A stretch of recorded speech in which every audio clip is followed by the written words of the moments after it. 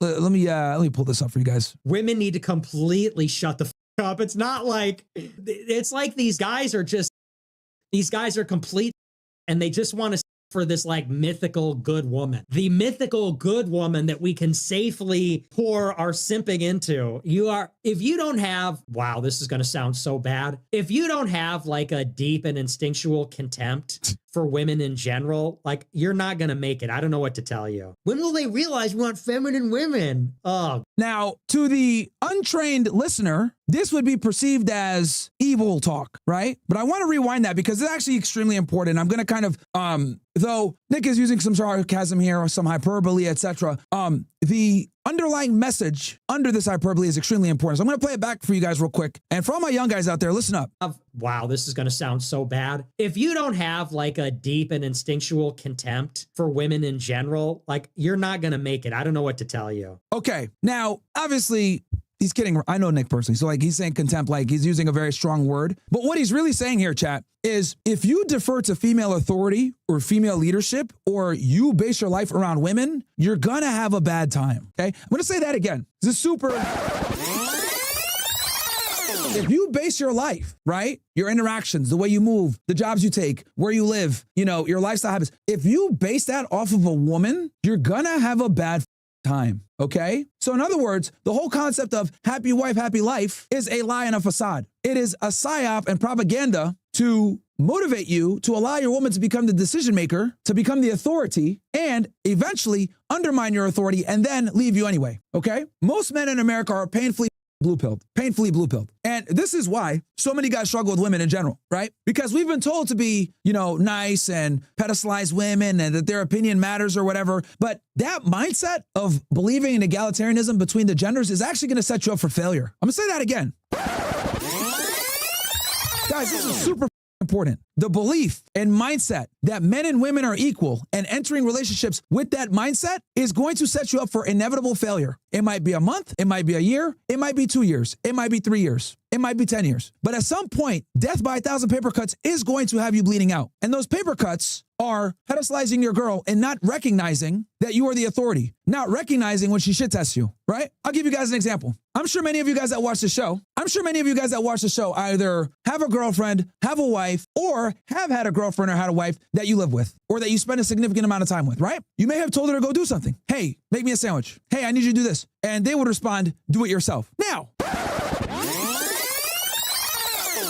to the average guy, this would seem as a non-issue. Okay, that's fine. I'll do it myself. She doesn't feel like it, right? No big deal. I can make myself a sandwich this time, right? But what you just did by allowing her to tell you, do it yourself, and you actually comply and go do it yourself, is you have rewarded poor behavior and insubordination. Now, it's one thing if that happens once, twice, and you check it. It's another thing when it happens once a week, then moves to 2 times a week. Then by the time you notice, she's smacking you upside the head at target. You give them an inch, they take a mile. It's just that mile takes a few years to, be present for her to run that mile. And you won't even notice it in the process. That's why they call it death by 1,000 paper cuts. And many of you have been in this situation where a woman that you're courting or around disobeys you, undermines your authority, or does some shit. And for fear of coming off as emotional, right? Or for fear of coming off like an asshole, or for fear of her just leaving you because your market value is low, a lot of you bite your tongue and you're afraid to check your woman. That is a big mistake. Even the Bible tells you that it is better to sleep on the roof of your home than to share 4 corners in a home with a quarrelsome wife. How did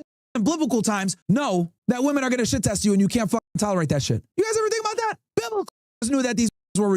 Do you guys get it? And it's not just the Bible. The Quran is the same way. All the monotheistic religions, the Abrahamic religions, are actually this way. The male is the authority, and anytime you defer that authority to her, you're cooked. They knew it centuries ago. But for some odd reason, we can't figure that out now. And that's what a shit test is, guys. She is going to disobey you or do some shit, and it's your job to immediately punish that bad behavior. This is actually what made me go viral back in 2020. I'll never forget. Roughly 1 week after I resigned from the government in December, on December 5th, 2020, that was my last day at the government, December 5th, 2020. Roughly 1 week later, I stood in front of a bar called Blackbird in Brickell, and I talked about punishing bad behavior from women. If she flakes on a date, make her pay for the next one, punish bad behavior. This video went viral because the concept of punishing women for poor behavior was a novelty. No one had really talked about it before. And Not many people have talked about it on TikTok. And back then in 2020, when TikTok was actually an authentic app that went off of the algorithm, it went viral. I was one of the few people to be on mainstream platforms actually talking about this shit. And the reason why I made that video was I needed men to understand that poor behavior from women should never be tolerated. Because if it is tolerated, you're going to make your life a lot harder later on. And going back to what Nick said, he's saying, oh, you should have some level of contempt. Obviously, that's tongue in cheek. But what he is really trying to say here is women are not your equals. And treating them like your equal is going to put you in a very bad position. She is your subordinate. You do not defer to her. She defers to you. She doesn't make the decisions unless you allow her to. You're the boss, not her. There is nothing more cringe than a grown-ass man telling me, let me run that by my wife. What? Congratulations. You've just shown yourself to be a bitch. So Nick saying that you should have some level of contempt, it's a lot deeper than that. And it doesn't just come in like, oh yeah, I just hate women. No, you cannot trust them to be your equals or look at them as an equal. It will set you up for inevitable failure. When will they realize we want feminine women? Oh gosh, dude, we have to deal with that is really the program. Tuxedo sucks sent $20. Trump's remarks about nobody actually enjoys the company of women. Facts. That's another red pill that a lot of people don't want to accept, right? For fear of being called. But any successful, high testosterone guy that is on a mission does not enjoy spending time with women, bro. And then obviously losers like these right here, right? Like these dudes think that that's like funny, right? And that makes you gay. So insane quote, by the way. But the reality is guys that are really out there killing it, guys that are out there that are about their money, about their fitness, about self-improvement, like, bro, we don't got time to be running around courting, man. Women are a huge distraction. Huge. So when losers like these guys say, oh, you'd rather hang out with guys, that makes you gay. Well, number one, you got in the ass, so shut the fuck up, okay? Detected, opinion rejected. And then number two, high-performing men do not spend a significant amount of time with women, dude. I'm sorry. You want to be a fucking millionaire? You want to be a high earner? You want to build some prestige? You want to be the top guy in your fucking company? You want to be a top-tier athlete? All of these things require an enormous amount of sacrifice. An enormous amount of sacrifice, an enormous amount of discipline, an enormous amount of time. These are three things that women a lot of the times, or the pursuit of women, destroy. Let me explain. As a man, you are made or not based off of your ability to work, okay, and your discipline. Fortunately, we live in the United States of America, a capitalist society. If you work hard, you can get ahead, right? But with that said, it's not easy to get ahead, all right? Because if it was, everyone would be successful. But the reality is that it's very difficult. So since it's very difficult, you must do things that normal people are not willing to do to get extraordinary results. I'm gonna say that again.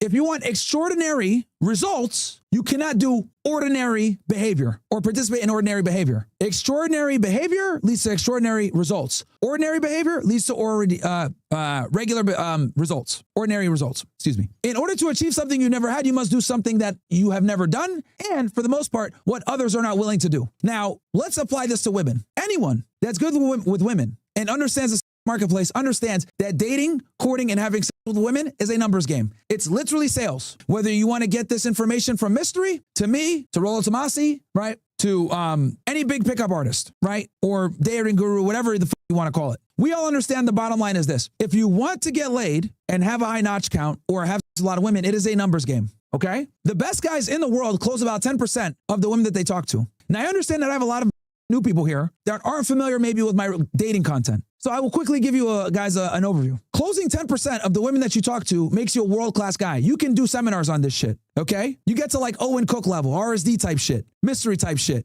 right? Troy Francis, all of these guys that come from the PUA community. 10% means you're world-class. So if the top guys in the world that are making millions of dollars doing this shit only close 10%, what do you think the average guy's gonna be? Now, let me explain to you why 10% is good and why it's so difficult. And I wanna be explicitly clear about this, so all you guys listen up. Because I'm going to tie this all back. The process of attracting women requires an enormous amount of time, resources, patience, and expendable income. However, these things that are involved with the courtship of women are completely detrimental to your success if you want to earn more status and money. Do you get that? So in other words, you can't chase two rabbits at the same time because they completely oppose each other. The things that you need to do to become successful financially within the gym and get your mind right are completely counterproductive to meeting, courting, and having sex with women. To make money and become successful and change your life, you must go to bed early, get enough rest, go to the gym, be disciplined, have a schedule, work an insane amount of hours, refrain from alcohol, refrain from drugs. Keep a tight circle around you of people that are successful. That is completely counterproductive to the process of attracting women, which requires you to be out often. Maybe partake in some type of alcohol consumption. Be at bars with less desirable people. Make thousands of cold approaches to random women. Get rejected often. So I'll simply put it like this. When you're getting the most from women, more than likely, your productivity is going to drop off. But this also goes the other way. When your productivity is at the highest, your ability to attract and smash a bunch of girls is going to drop off. It's up to you what you choose. But for 99% of men, it's incredibly difficult, if not damn near impossible, to get the most ass while making the most money at the same time. Do you understand now? So I hate to say that you got to pick one, but you really do have to pick one most of the time. Because very rarely does the pursuit of women benefit you when it comes to your goals as a man. Unless you're like a star or some shit like that, and having women as a part of your job, dealing with women in general is extremely counterproductive to your success and will set you back financially, time-wise, resource, etc. And to add more kerosene to this dumpster fire of dating, you must also understand this, and this is what makes it so time consuming. Women are extremely fickle and flaky, okay? Extremely fickle and flaky. So not only are you dealing with time vampires and resource vampires, you're dealing with vampires that are never satisfied, that have more options than ever before. So you'll go ahead and set up a date with Becky, who's like a 5 out of 10 average. Day the day shows up, text her, hey, we still on? No response. Or she sends you the cryptic, oh my God, sorry, something came up. I won't make it tonight. Doesn't offer to reschedule, nothing. You wasted a week talking to this dumb.